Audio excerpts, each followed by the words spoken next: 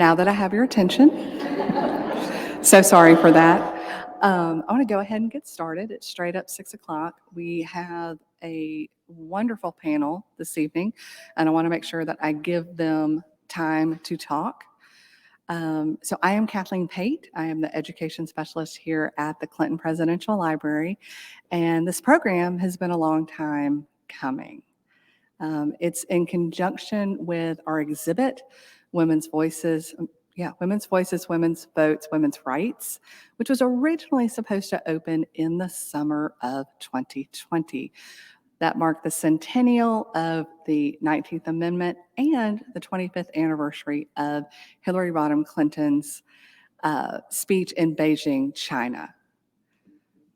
Jamie, do I need to talk a little bit louder? Okay. I try not to shout. I'm so used to yelling at kids, and y'all are grown, so I want to respect that. All right, so very excited. Tonight's panel is Votes for All Women, Women of Color, and the Fight for Suffrage. This program is a part of the new Clinton Presidential Center Presents series, which is a partnership between the Clinton Presidential Library and Museum, the Clinton Foundation, and the University of Arkansas Clinton School of Public Service. It is supported in part by the National Archives Foundation and the Arkansas Humanities Council as part of their Bending Toward Justice Teacher Professional Development Series. If you are a teacher in the room who hasn't signed in, check in with Ann Clements in the back, and she will make sure that you get credit for being here. We've also got teachers who are joining us through the Humanities Council Zoom. All right, I think I've covered everything except for, well, on the first page, right? I have a whole notebook. A little louder? Even a little louder. Okay. I'm so sorry. Hi, Zoom people. All right. So there are so many things that we didn't learn about suffrage in school, right? If you were like me, there was Susan B. Anthony, and then magically 72 years later, I guess there was a Declaration of Sentiments, Susan B. Anthony, 19th Amendment, just magic, right? So there's some really big holes there, and particularly around the significant contributions made by women of color. And so that is really what we're focused on for this evening. I want to say this. These stories are undertold and under-researched.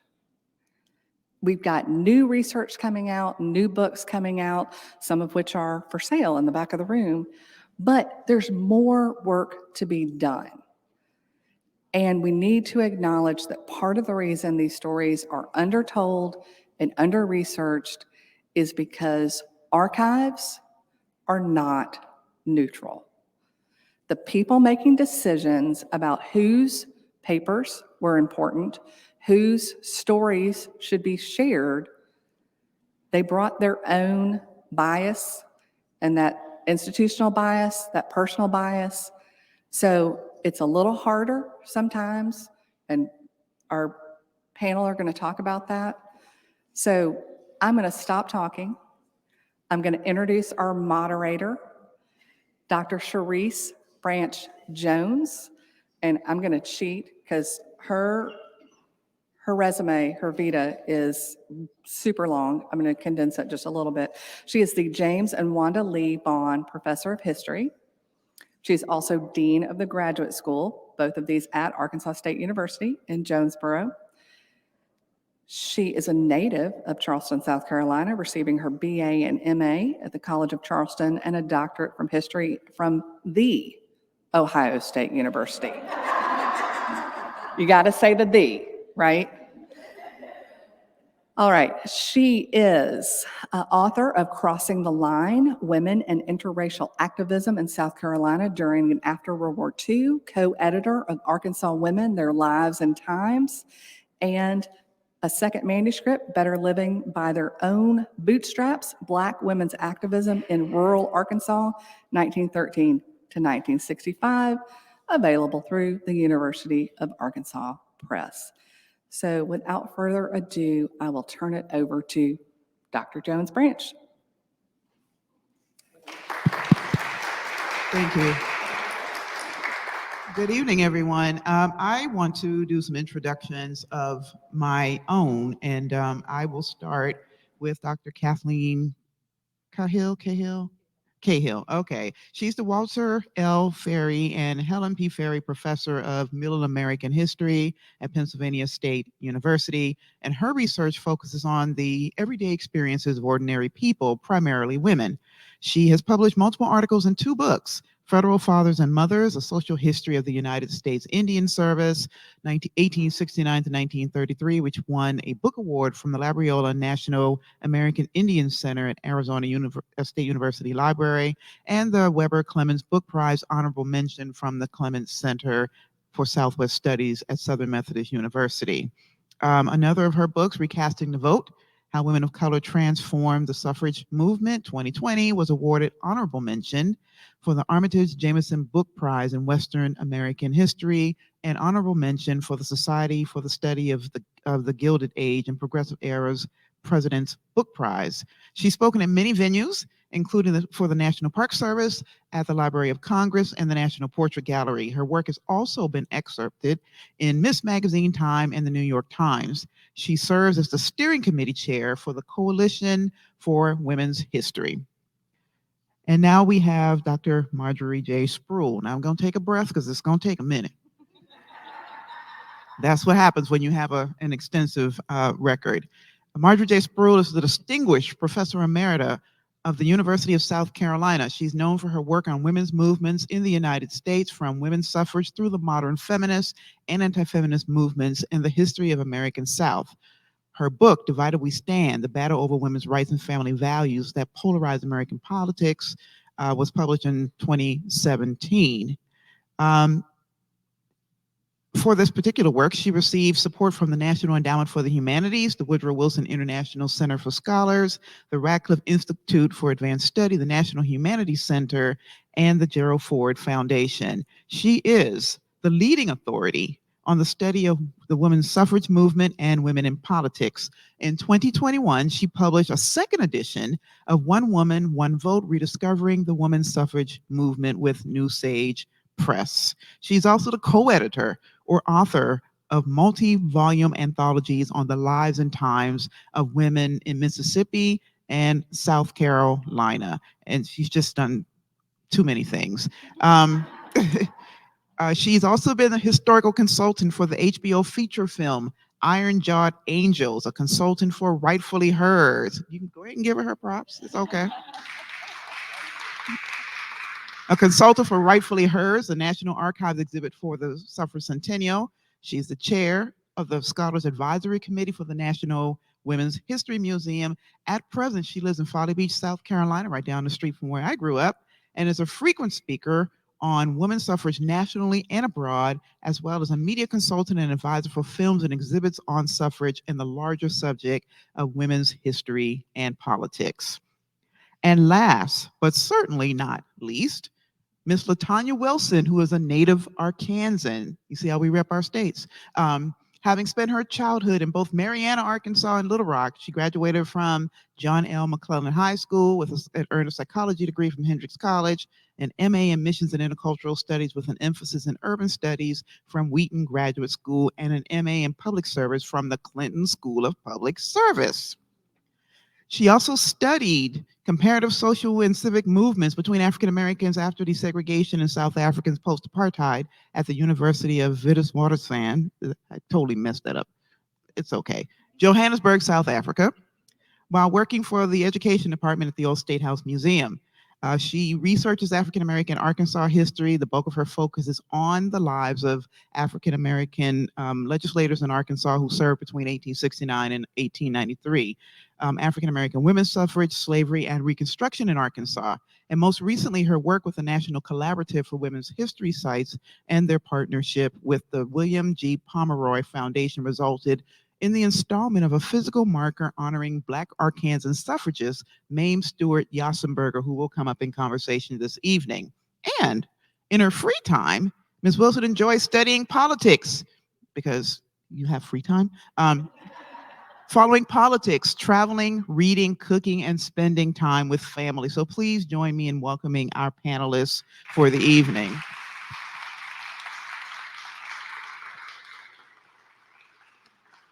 And I want to start with a question for each of you, I suppose, just to sort of get us all warmed up.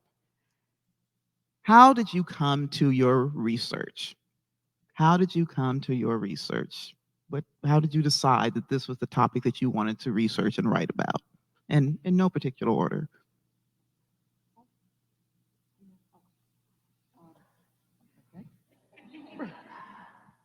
Since I've been, is this on? Okay. Since I've been doing this the longest, maybe I'll start. I got started by, as you say, stumbling across something in some archives. And it was a long time ago because this was even while I was an undergraduate at the University of North Carolina, Chapel Hill. And I was taking the first course that they offered on women's history. And I had just read Gerda Lerner's wonderful book on the Grimke sisters of South Carolina, who've been my heroes ever since. And so I'm a summer intern at Archives and History, and I'm walking around the Wilson stacks at the Wilson Library, and I come across the box that said North Carolina Equal Suffrage Association. So my eyes light up and I dig in. And one of the first two things I saw shocked the hell out of me, because one of them said, woman's place is in the home. And it went on to go from there. The second, these are flyers, like are stuck up everywhere and sent out to entice people to support suffrage. The second one was said, if white supremacy is endangered, it is all the more important to enfranchise women. Woman suffrage will save white supremacy. And that really blew me away, because even though I'd been reading a lot about the woman suffrage movement, what little there was at the time, I was reading that it had been a biracial movement from the beginning, that one of the earliest people to speak about women's rights publicly in the United States was Maria Stewart up in Boston. I knew that the Rollins sisters of South Carolina had been very active during Reconstruction. More about them if we want. Other favorite characters. But, these people this was totally inconsistent with what I was seeing. And I certainly knew from this being 1972 and the ERA just being at the center of national politics that very same summer, that the whole point of the women's movement was not to keep women in the home, So anyway, it's one of those moments, and they're teachable moments when you're talking to students about how you get topics, is when you run into incongruity between what you've just learned in primary material and then what you see in, we've learned in secondary material, and then what you learn in primary, and it blows your mind. That was how I got started. And oddly enough, I kept on digging, and that one, I started learning about the women's suffrage movement in North Carolina. I started learning that the suffrage movement, when it started in the South in earnest in the 1890s, it was during one of the worst periods in race relations in the United States, and that Black women who were interested in suffrage were virtually banished from the white suffrage organizations, and often in some cases left and did their work in the North, like Ida B. Wells Barnett and Mary Church Terrell. And so that I learned later about more that were less well known, that stayed in the South, like Adela Hunt Logan, and were working. But it just fueled a lifelong interest in all of these subjects, and a very strong consciousness that racism and sexism go hand in hand in U.S. History and in politics, and that political parties often exploit these things very much to their advantage, as we still see today. So I started my studies in women's suffrage, particularly Black women's suffrage, as a result of working at the Old State House Museum in the education department. And I had an opportunity to do some research through the National Collaborative for Women's History Sites and their National Votes for Women Trail. I was asked to specifically look for African American women in the state of Arkansas who had fought for the right to vote. The work that I did on contributing toward that project on Mamie Stewart Josenberger was largely already done. I just wanted to be clear about that. And the information, most of the information that I found and worked from was done by our moderator here today. And so she did a wonderful job. My responsibility with that information and any other information that I could find alongside of it was to find any primary sources to point out where an African American woman in Arkansas had actually contributed directly toward it, to, you know, some form of proof, some primary source. So that started me on a trail, and it actually led to her receiving a marker, as was spoken of before. So that's kind of how I started studying African American women's suffrage. So I worked on the National Vote for Women's Trail as well. And I just want to say, getting a marker installed is an enormous amount of work. So this is really a lot. So congratulations.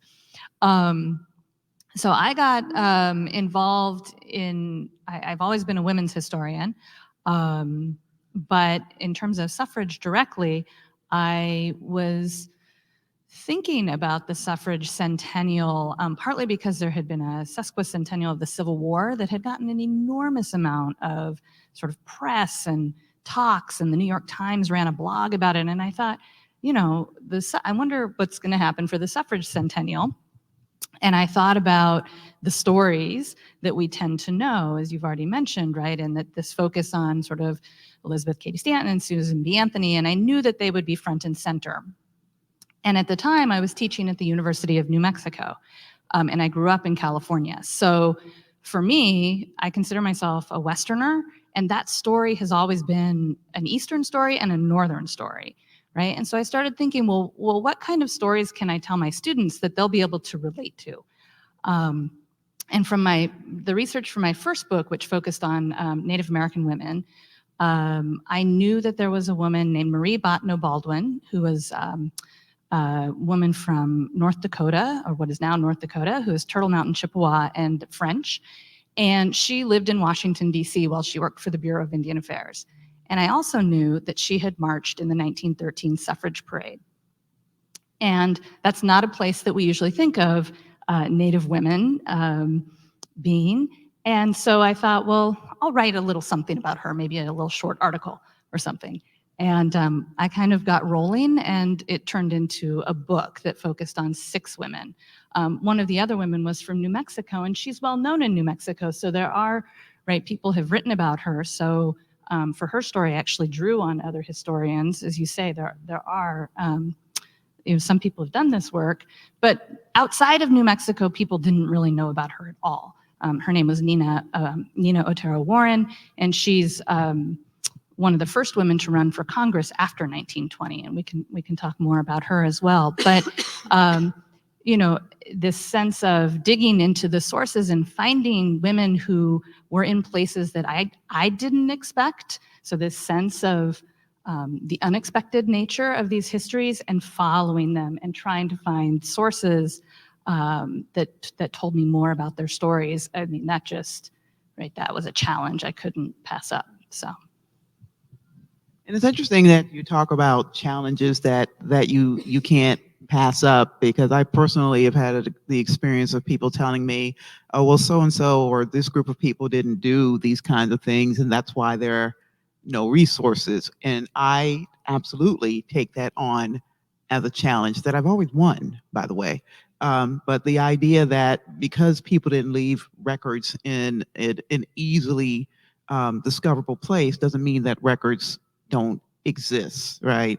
And I think one of the things that we can talk about maybe a little bit later is how we think about where to locate sources to tell the stories and the experiences of people who aren't famous, people we typically wouldn't know very, very much about. But I think we can come back to that. So here's another question that I have here. So when you think about the research that you've done and the work that you've published, how has this contributed to our understanding of women's suffrage? Not all at once. I'll start. One of the things that I learned was Black suffragists is not a misnomer, but I think you would probably be hard pressed to find Black women during that era, during the suffrage era, who would solely consider themselves as Black suffragists. Now, there are some. We know some who held that title and held that platform. However, Black women were fighting on many fronts and many platforms. So you wouldn't find necessarily looking for the terminology in research, Black suffragists. For me, it did not uncover a lot. I had to look more broadly in my search. So you would see Black women fighting for not just their own suffrage, but also fighting for the suffrage of Black men and their right to engage in franchise, and also the children, institutions, and equity. So it was a broad swath of issues that Black women fought and stood for. So trying to find a singular purpose for what Black women stood for in terms of suffrage, I had to basically recoup and reevaluate how I was searching. Also, it led me to think about white suffragists, and it made me wonder if their platform and their energy was spread across so many different platforms and issues as well. And if not, then what difference did that make collectively in our history, and how do we tell that story too? I'm interested in understanding more about how those platforms were different for Black women and white women, and what the results were. I think that's absolutely, for many of the, my book, The Six Women, I looked at 3 Indigenous women from different nations, a Chinese American woman, a Hispanic woman, or we might call her Latina. She would have called herself Hispanic, from New Mexico, and an African American woman. And for all of them, they approached suffrage, again, like as you say, with this sort of constellation of political agendas, and the vote was really a tool to address many of those larger issues. And for many of them also, it was about men not being able to vote as well. Particularly, so Indigenous women and men were not, most of them were not citizens until 1924. So the idea that they could vote, right, they don't even have citizenship in the US. They're legally wards of the federal government.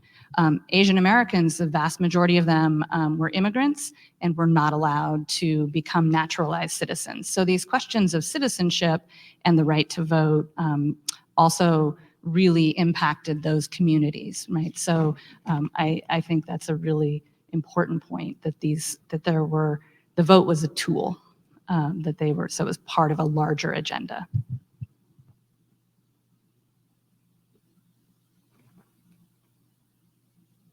What is the question again?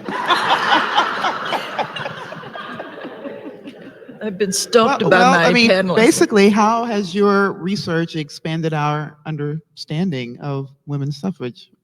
Okay.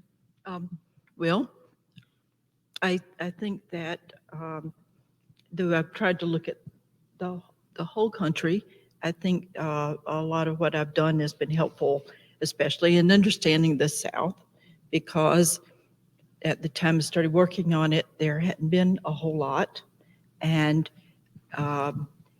it was overlooked, I think, in part because of the ugliness of the story and the almost complete lack of success, except in Arkansas and Tennessee and Kentucky and Texas, but how the South fought it for so long. So I think that one of the things I've helped to do is contextualize the movement in particularly in the South, and also to not at the same time try to understand the whole national movement enough that I can help understand the role that the South played. Also, the attitude that the Northern and Western suffragists had toward the South, and also trying to understand that there actually was a wide range of views among white Southern women about working with Black women and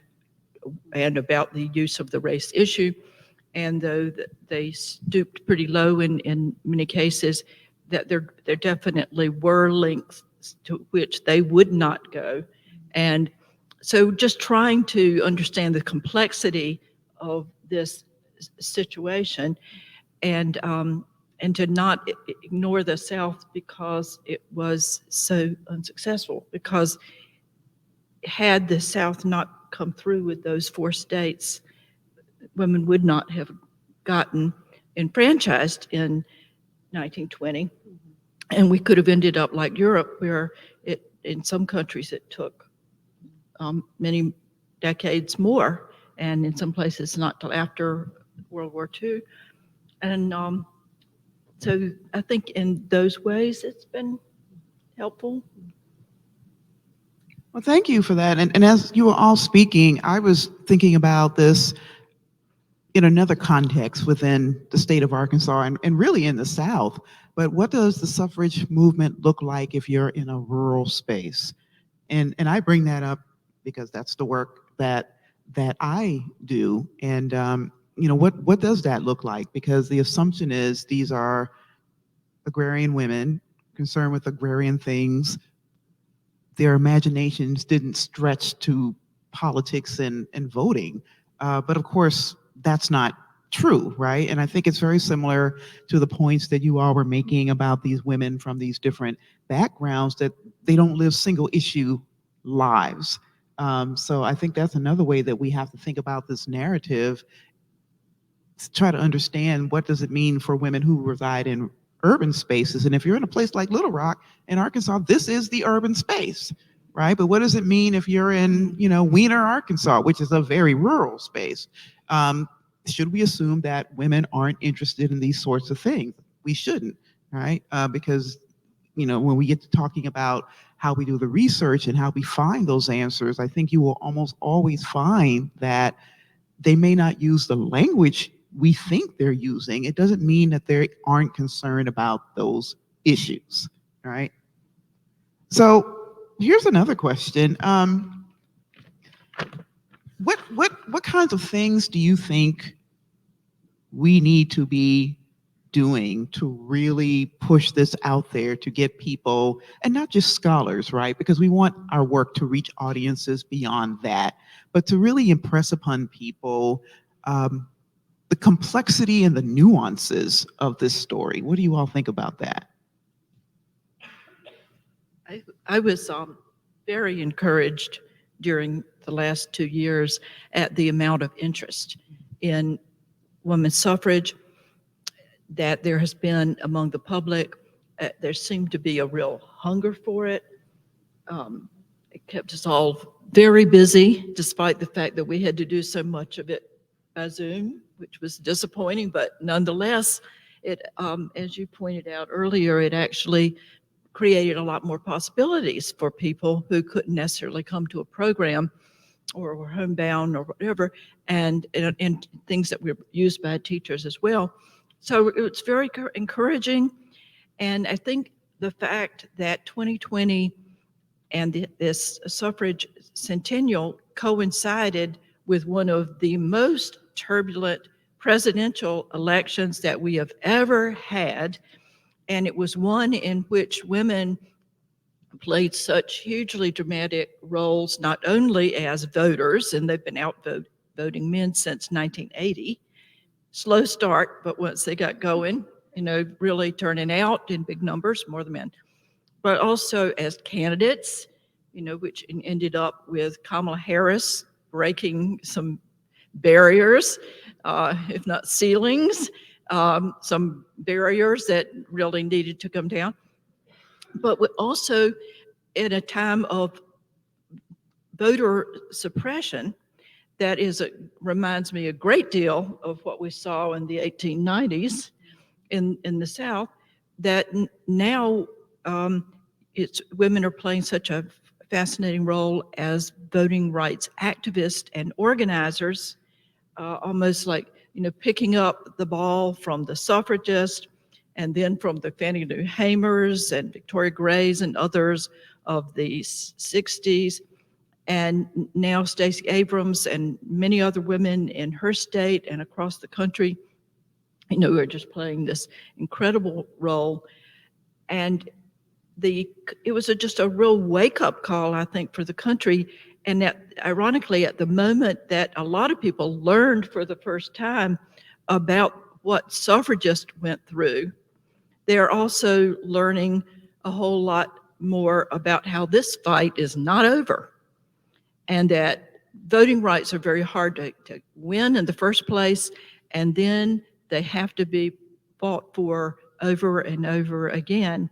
And so I think that continuing to tell this suffrage story and seeing teachers like you get their kids involved in doing the research at the local level, and having people learn that this is not just a story of Anthony and Stanton and Stone and a few others, but that the work of people in every community. I mean, these things had to be decided. Public opinion had to shift in a really big way. Politicians had to believe that it was going to work for them. And that's not the work that just a handful of leaders at the top. It has to be a grassroots, really well-supported movement. And that's some things that I think we need to learn, and we need to keep teaching it every chance we get. I think I'd add to that it is hard fought and hard won. And right, often in your history books, it's a one little paragraph. And that sounds really easy. But right, as you say, it lasted for generations, right? 1920 for many women of color was not when they won the right to vote. They had to keep fighting. And I'm always struck by, you mentioned Fannie Lou Hamer, just this sort of overlap, so that she was born in 1917, right? And, becomes very active in the civil rights movement and voting rights in the 60s. Mary Church Terrell, who's born in the 19th century and very important in passing the ratification of the 19th Amendment, dies in 1954, right? And we sometimes think of these periods as so different and so far apart, but they're not. And so, right, even again, sort of the activists from the 70s and second wave feminism or the civil rights movement, right, are still with us today. So that the constant struggle, but also the kind of inspiration of their lives. Repeat the question. I've heard so much good stuff. You all are not My paying mind is attention. No, basically the question is, how do we make sure people understand why this is so important? And not just academics, not just scholars, but the wider public. Just your thoughts on that. Historical markers are big. Yeah, that's one way to do it. How do we make sure that people are aware of how important this is? I think by letting people know that this is not a historical moment alone, but that we're still living in it. And I think that we do a lot in our society to cover up actually, where and how we're living instead of living in the truth. I think it's harder for us to accept the truth than to believe the story that we continue to tell ourselves, because it's hard for us to see how we really are sometimes. So it's important to realize that, that was a historical movement, and we have people and we have markers today that we put up, but the vote is still not won for a lot of people, and the vote is still fought for by a lot of people in our country. So it's not a thing that that was in the past and that we celebrate. Yes, we do celebrate where we've come from, but we have a lot of work to do. It is, not to be taken for granted. So I think one of the most important ways to let people know is to let them know that there's still work to be done, that it's not safe, it's not secure, and there will be people after you who will need to benefit from what you had an opportunity to benefit from in order for our democracy to continue to exist. And they need to use that vote. Absolutely. Absolutely. And I think, and I'm just sort of talking about everything you all said. I think understanding the history and the very long road to get us to this point, even with the work that still remains to be done, if you know that, then that should really underscore why you need to go vote. I think once you know that kind of history, I've at least seen this with my students, it erases some of that apathy because they don't know that there's a backdrop to all of this, and they don't know about what happened to Fannie Lou Hamer, for example. And of course, all the women, they didn't just say, no, you can't go vote. These women suffered physically for this, right? From the white women who were put in jail and force-fed, right, to people like Fannie Lou Hamer, who was impoverished, by the way, who was taken to jail and beaten within an inch of her life so that you could exercise the right to vote that some of these young people, they're not just young people, we don't want to blame young people for everything, but some of the things that people take for granted, they really were hard won on people's bodies, on their physical bodies. So there's a psychological, physical, and emotional cost that has already been paid for all of this. And I think once you really drive that notion home, it changes things for people. It's not a conversation in the abstract, right? And I would also say that because there are educators in the room, and I think this is a nice segue into talking about resources, so much has been digitized. So much has been digitized so that you can bring directly into your classroom and examples of people and places from your own communities. If that doesn't make it real, I'm not sure what will. And so let's take that segue. Let's go into talking about resources. How do we find these resources if they're not digitized? And even when they are digitized, there's a question that needs to be asked about how you mine those sources, because even when you look at the sources, everything's not obvious, right? So let's talk about that. I'd like to jump right in on that one because I'm so excited to see how much work was done during the centennial to reach out to teachers and communities and to create permanently available resources. And I can just think of several ways, and I'm sure you will too, right off the bat, that I hope you know about, and if not, you might want to jot some of these down. First of all, the National Park Service just did an absolutely fantastic job in commemorating the centennial and in encouraging, sponsoring research that they then put together in a wonderful booklet that you have here, I believe, at the in the gift shop, perhaps. Not, but at any rate, it's out there and it's available, and they're just wonderful essays, and a lot of it real fresh, cutting edge research that is just terrific. And also, all of that is available online, so you can easily get it that way.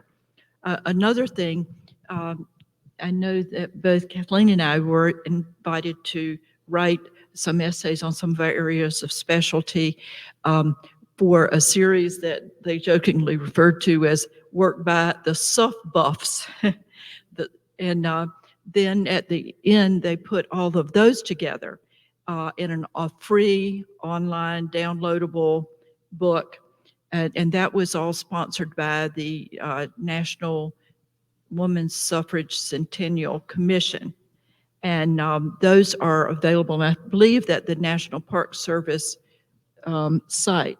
We have a really great website, which will take you, I think, to both of those. There are links to both of those. And I would add Harvard Radcliffe had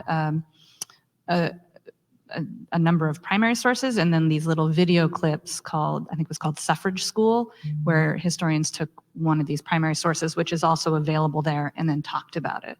So there's been some really And wonderful. then the National Women's History Museum, which is an organization I work with that is the main goal for 20 years now has been to get a National Women's History Museum on the mall for people to go to school trips and tourists and just celebrate women in this country and their history.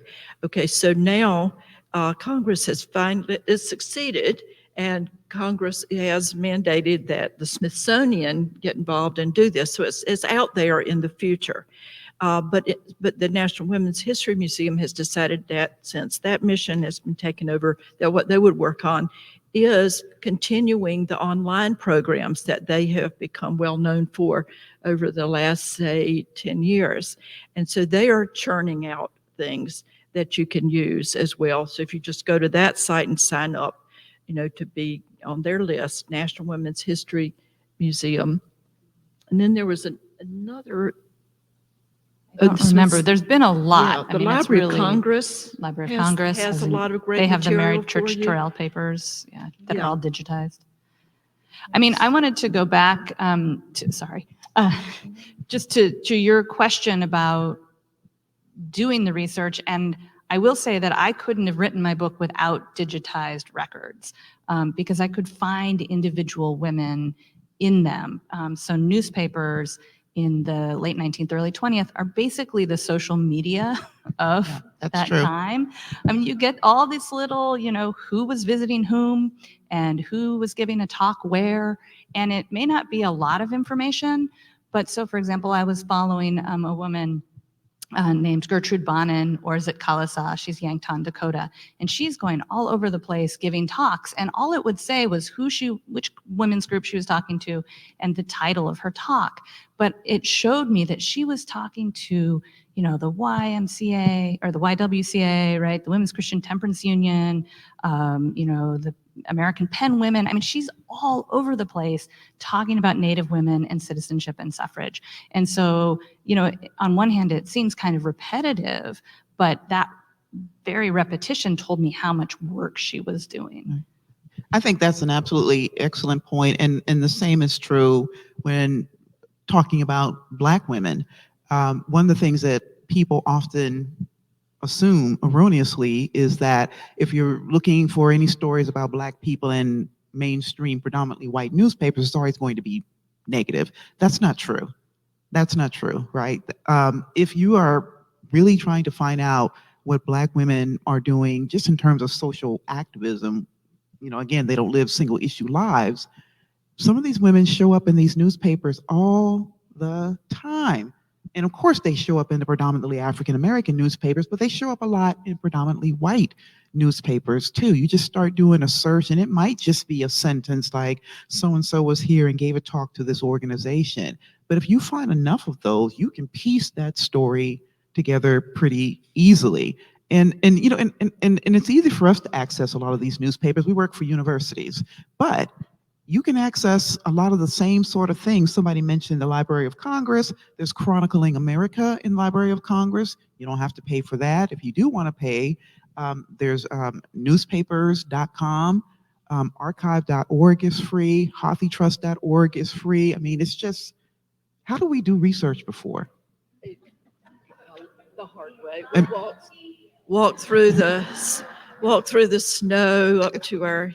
Right. I mean, I used to have to save up a bag of dimes so we could use the microfilm machine. Right. So, I mean, it's really changed the way we can do research, and extensive research, not like surface work, pretty extensive research. And in revising One Woman, One Vote, we just about doubled the number of historic photographs that are in it because now they're free, they're downloadable. And you can get permission easily. A lot of them are in the public domain. Unlike all my work on the recent women's movement and conservative reaction, I have to pay through the nose for a lot of those pictures, but the suffrage ones are out there and everyone has been making them available. The other thing is there is a online archive, digital humanities project led by Kitty Sklar and Tom Dublin called Women in Social Movements. Yes. That it is an absolute treasure trove of online materials as well as some scholarly analysis also on there. And it was done by Alexander Street Press, but it's housed mainly in universities and national and public libraries who have to subscribe to it. But if you have any kind of affiliation with those, you can. Plus, they really want to try to make it more available to teachers. And the thing that they just did during the suffrage centennial is superb, and you don't have to be part of the subscription to get it. And it's particularly available, useful to people in finding and identifying suffragists in your area. So several years ago, in anticipation of the centennial, they got someone in each state to be the coordinator for that state, and it became a massive crowdsourcing project in which, using all of the available books like the History of Women's Suffrage and the newspapers of the suffrage movement, they identified the names of every suffragist that they could find. And they also did a special one about Black suffragists. And so it's out there, every single one that somebody looked them up, and there's usually at least about this much on them, and they're from every little town and rural area throughout the United States and the territories. And so that is a really good one to use, and we can get that information here, Kathleen, and let you give it out to people if you're trying to find it. And finally, the documentaries. Nashville, one of the things I worked on during this thing was a documentary called By One Vote, Woman Suffrage in the South. And it was done by Nashville Public Television. It's 55 minutes. It's free. It's downloadable. You can just go to the Nashville Public Television website and get it. In South Carolina, we did a 3-part series called Sisterhood South Carolina. And it's about the first one's about the Grimke sisters. The second one is about the Rollins sisters. And the third one is largely about the Politzer sisters. We hadn't talked about tonight. And so all of those, again, are free and usable and great for, classes. Yeah. Was I in the one on South Carolina? I think I was. Yeah. Yeah. I actually did it from Arkansas State, believe it or not. Yeah. I was actually going to go a little bit rogue. I think these ladies did a wonderful job of talking about online resources. I was still thinking about the previous question about what we can do, in terms of history and moving the issue forward. I think what we could do is see and understand that this is an opportunity for us to rectify a situation that didn't go the way that we would ideally would have wanted it to go, where white women suffragists and Black women suffragists were not included. A lot of Black women and women, people of color, Black people, basically, we still need our franchise. It's still under threat. And so I think this is an opportunity for white women and Black women to fight for the vote together, the way that we could have done previously. But this is an opportunity for us to have learned from the mistakes of those who've gone before us, and to set a better example for those who will come after us. So I think we could seize the day and make our society a better place, and also build a relationship that has been damaged, and that we need to work together as women of color and white women to draw ourselves closer to the ideals of this nation. So no online material, but that's what I want to say about that. No problem. That's great. That's a great way for us to segue into some questions, maybe. If And you there's have a a mic question, coming around. yes, if you have a question, I have a mic. I'm sorry? Oh, there's one right over here.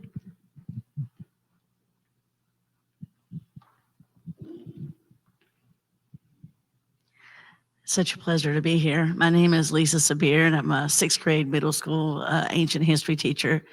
And I'm going to be getting 100 students started soon on National History Day projects. And of course, women's suffrage is going to be right in the mix, as it always is. But I'm trying to fit it into the theme this year. It's frontiers is the theme. Frontiers, people, places, and ideas. Where would you, any of you can answer this, where would you tell a student that the frontier began for this movement? Where would you say that the frontier started? Well, I'm a Western historian, so I have a complicated relationship to the word frontier. But I think, right, the fight for women's rights, at least, started, we could start at the beginning of the nation. We could start earlier, but if it's History Day, maybe, right, start there, right, with the Revolution, with people like Phyllis Wheatley writing to George Washington and, you know, reminding him that Black women also wanted liberty. You know, Abigail Adams famously writing to John Adams to remember the ladies. You know, the advocacy for the vote, Black women were calling for the right to vote in their churches in the 1820s and 1830s. So, you know, I think you can start very early in the nation's history.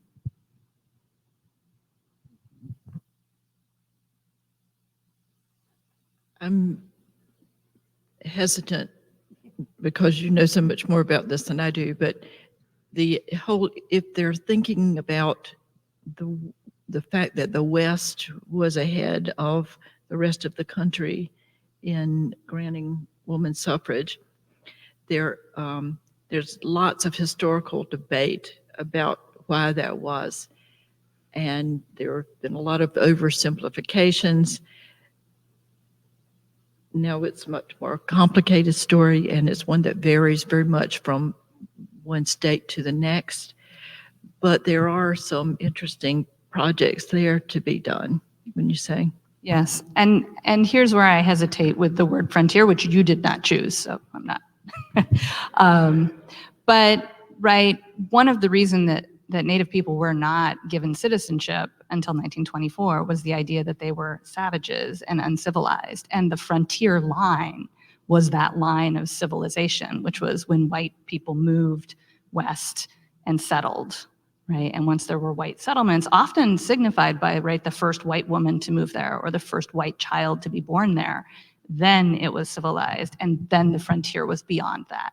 And that's usually where Native people were, right? So, and a number of the Western states that do enfranchise women first, right, before 1920, often disenfranchised Native people in those states. Again, through, there were specific clauses in places like Arizona that said if you were a ward, you couldn't vote, right? And so after 1920, Arizona and New Mexico both used that to keep Native people disenfranchised until 1948, right? Despite them having federal citizenship in 1924. So that's a lot. But so using frontier to mean kind of a particular place has to be sort of nested in the idea that it is drawing lines between you know, civilized and uncivilized, and that usually draws lines between white people and Native people. You might explore the idea of new frontiers in voting, meaning a couple of places that have not been granted statehood that are trying to get statehood, like Puerto Rico and Washington, D.C., which experiences more discrimination against American citizens than any other part of the country, perhaps. So those are some new frontiers to explore, is to look at the voting rights movements in those areas and why that's been held up in Congress so long. I have a question. I'm 38, and I remember going to school, public school, and remember how I was raised coming up, black and white TV, Martin Luther King, Rosa Parks, so forth. But I never heard of the women's suffrage. I never heard it. So even when I got into college, I was more on doing research on HIV or something, or organizations, how they build. But so my question is, why come? Well, you said that how can you, I guess, deeply put it out there, and I guess in the surface or whatever. Does the public schools, the charter schools, is so much tax money going forward?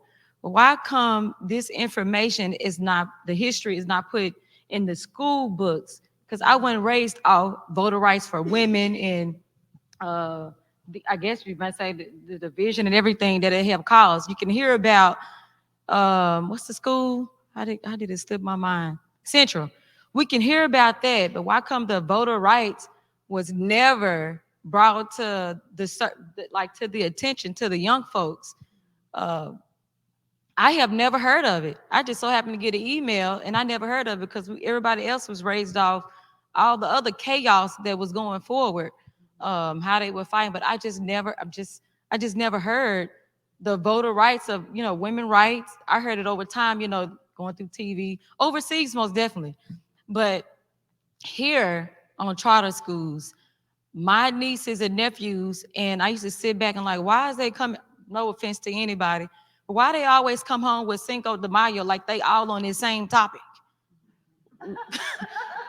I mean, for real, they come home and everybody doing these posters. I'll go, well, I don't have no children, but I'm the single eye, so I'm looking like, God, why is everybody got Cinco de Mayo? Why is all these posters on this or this and this? But I never saw a posters of voter rights, the women rights. Why come that is not implemented into the programs at the school? Or I don't know why the historians are not speaking about that. We can hear about everybody else, the Western, South, and all that, but why come the voter rights? Why for women? Why come that is not deeply rooted into the schools as of right now? Excellent question. That's a very good question. The National Women's History Museum undertook some research over the past few years of school curriculums all over the country, and identified where these things are being taught, where they're part of the curriculum, where they're not, and just found an amazing variety.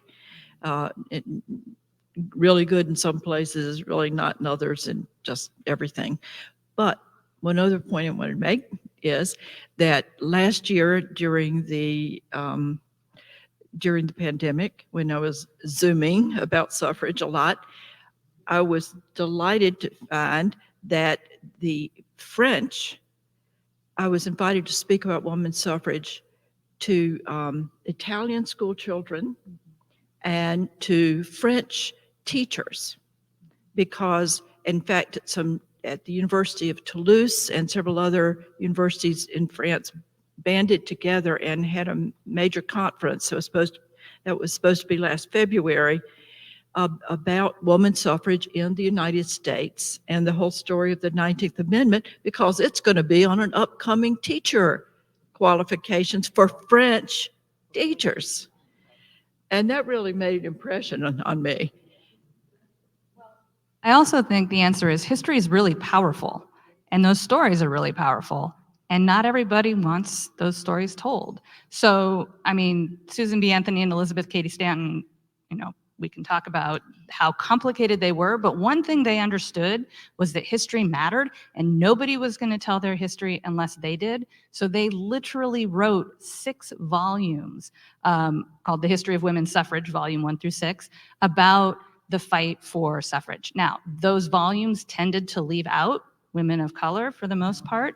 But there were women at the time who were also writing their own histories. So Carrie Williams Clifford, who's a poet and a suffragist that I write about, she uses her poetry to write about what African American women were doing at this time.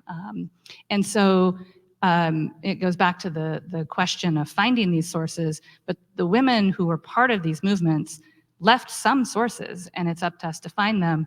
But then, right, it's also up to us to insist that they get taught in our schools. And obviously, this is an issue right now that has become a national political issue because history is very powerful.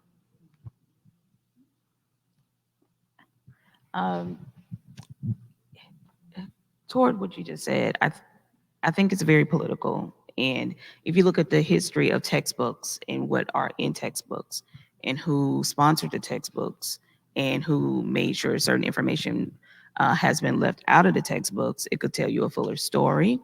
But history is, like you were saying, it's important that we have a public collective history that we all understand going forward. And I think that it is very powerful. As a matter of fact, it shapes our ethos. And so that's the premise and basis for a lot of things in terms of holding a society together. So I think what's most important is that we're here trying to get the word out, and then more people actually, are finding out about it. And I think that during this time, during the 100-year anniversary, we have an opportunity to really kind of set the record straight and try to make sure that, from this day forth, well, not this day forth, but from moving forward, that we, keep it in our public awareness and our communities. And one of the interesting changes in the approach to commemorating the 19th Amendment between the 75th and the 100th was an emphasis on diversity of the suffragists, but also something else we haven't talked about as much, and that is about the period after 1920. Right. There was a lot of misunderstanding about that issue, and I suddenly can't talk. Can I form a question? But- Going back to what she said, I can only speak to the public schools in the state of Arkansas. I worked in the Delta for over 15 years. So I see a lot of strong women coming out of the Delta, and they push for the vote. And so as a high school teacher, the only way that we can make things done in a school, the teachers don't know anything, so we have to talk to our students. So I try to find every student who has turned 18 years old, and I'm like, have you registered to vote? You better be registered to vote by October the 11th. Early voting starts November 8th. And then, early voting starts October 24th. And then you vote by the 8th. Now, for the history lessons in the state of Arkansas, if you don't have a piece of male anatomy, I'm sorry, you're probably not teaching a history class. So, because they have to hire coaches, because in Arkansas, we're all about football on Friday night. And I know that very well because I hold a history certificate, but I cannot teach history because I don't have a coaching endorsement for a football team. But if I did, I could probably be teaching some history. So, and then being from the Delta, I was in majority minority schools, and I'm like, I'm not going to be like those teachers in Pine Bluff and ask, can I teach history? I'm going to teach my kids what I know about Arkansas history. And so they know all about some Rosa Parks and some Martin Luther King, but do we know about Little Rock Central High School at your back door? Then go across the bridge. North Little Rock happened before Little Rock happened. So when you don't know that stuff, and being from Mariana, I sure hope you know Scott Bond from Forest City, or better yet, Madison, okay? 2 miles down the road at Madison. So I teach some history. And so, but but I'm a home ec teacher, so it happens from the home. Okay, so. And And I then, think, you know- we can go further. So there's so much history that they hadn't got because who won the ball game last night? Well, who knows? So am I lying? You're from Marietta. Now come on, Lee County. So I ain't lying. So I told my kids, they complain, about everything at school, and I've got high school kids, 9th grade, Lord, take me away. So here they're complaining because they said, oh, it's bad this year. And I said, well, let me tell you how you can fix it. You get your people and you get them to vote, and you can vote that school board up out of here, and they can take that superintendent with them. So that's how you work it from the classroom. Thank you.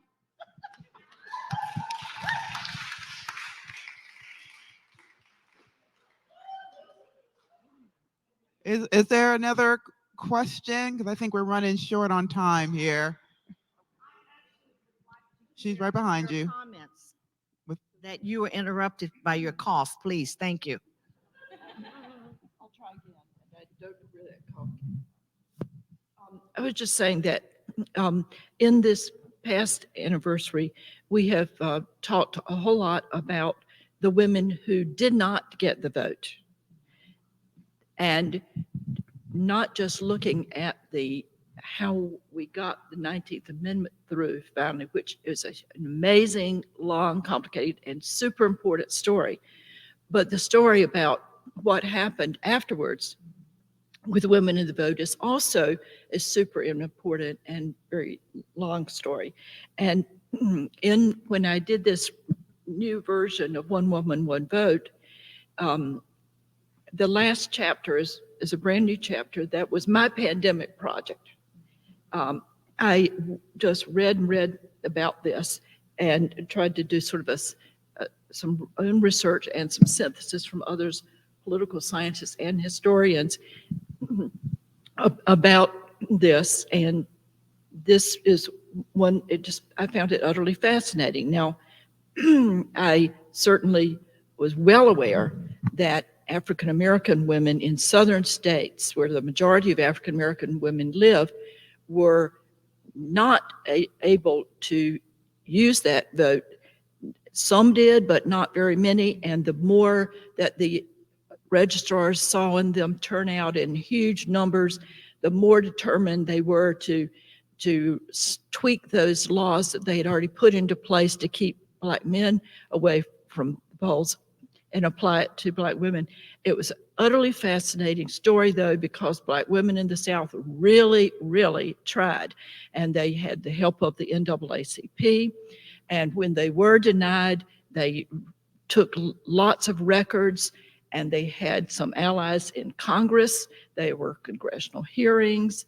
The descendant, Archibald Grimke, who was a descendant, of the Grimke sister, he was in the NAACP in DC. He was helping, but they, they couldn't get anywhere. The Southern white congressman blocked this, so they didn't get anywhere. But it's very important to understand that those African American women who were being denied the vote won the vote in the 19th Amendment. I'm all the time hearing people say incorrectly that African American women were not enfranchised through the 19th Amendment, and that is simply not true. Everybody who was an American citizen was, and now the rule was it could not be denied, as it says here on my scarf, because of sex. So they had it. And in fact, think about it. If they had not been included in the 19th Amendment, then once the Voting Rights Act came through in 1965, then they wouldn't have been included. Fannie Lou Hamer still wouldn't have gotten to vote. Okay, so don't believe that. We do need to do that. And all those Black suffragists who worked so hard to make it happen would be pretty pissed if they thought that you were saying that they had not gotten the vote through the 19th Amendment, because they sacrificed a lot for it. So the other thing is that African American women were voting in the North and the West. And in fact, in Illinois, Ida B. Wells Barnett and her Alpha Suffrage Club had been voting ever since 1913 because Illinois had enfranchised women. So, this is complicated. The other thing is, it was a totally different story for Asian women.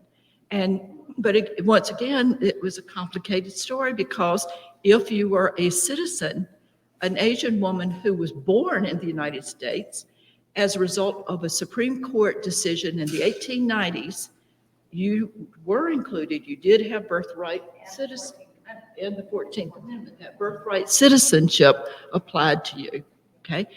But if you were an Asian immigrant, then you were not allowed to become a citizen. And the amendments are all about people who are citizens. So these are complicated. The other thing is, what about the territories?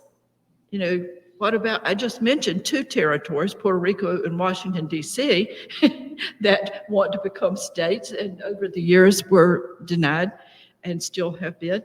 But each one there's just, Laura Prieto wrote some wonderful stuff during this, as well as a historian named Allison Snyder, who have written books that talk about what happened even in the Philippines, which was our territory at that time, but about Guam and the Virgin Islands and all. And they're just, every single one of those territories had a different relationship with the U.S. federal government according to the organic law that established them in the first place. So I got into research about organic laws and trying to find out about it. But so as a result, and so in the Virgin Islands, it was African-American teachers who had some experience with discrimination back in the United States who were teaching there, and they got it done. And in Hawaii, in your book, you tell wonderful stories about how different the situation was in Hawaii. You got to read her book. It's just full of wonderful stories about those Hawaiian women in that situation. So every one of those was really very different. And then I get into talking about how finally we get the Voting Rights Act in 1965, largely because of activism of African-American women as well as African-American men.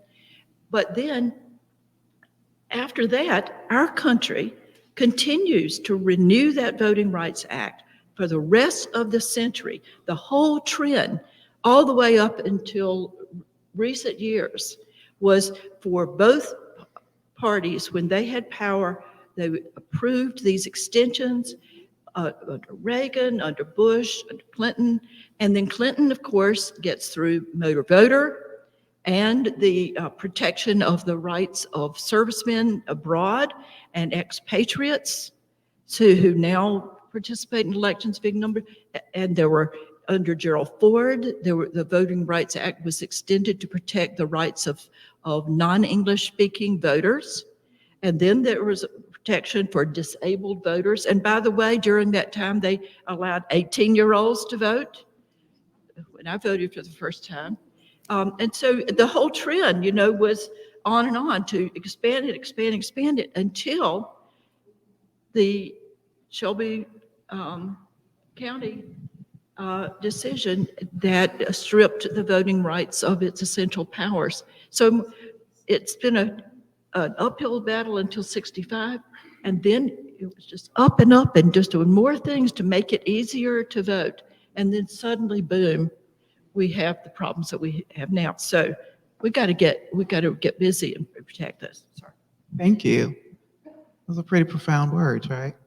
So there's this long, extensive history, and one point that I want to make just before we end this evening, that even when women couldn't cast a ballot because of their race, their ethnic background, it doesn't mean that suffrage activism wasn't happening, right? So I think a lot of times people think that you're politically active if you in fact cast a ballot. But having those discussions, even if you can't cast the ballots, preparing the next generation to do just that, anticipation of things like the Voting Rights Act and what have you, that work is ongoing across classes, across race, across ethnic backgrounds, even across geography. So it's much more than casting a ballot. It's that work of educating people and getting them to that place where they understand the importance of casting that ballot when they have the opportunity to do so.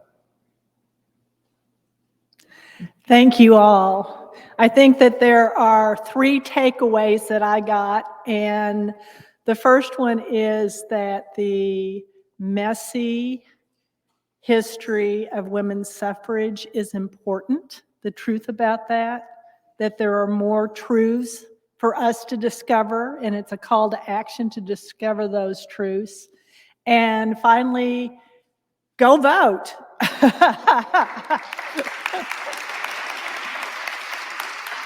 Take a friend, take 2 friends. I'd like you to join me in thanking our panelists, Cathleen Cahill, Latonya Wilson, Marjorie Spruill, for sharing their truths with us tonight, and for our wonderful moderator, Dr. Branch Jones. And I know that we're going to have the book signing. Please stay for that, and maybe you'll get some more questions answered. So thank you all.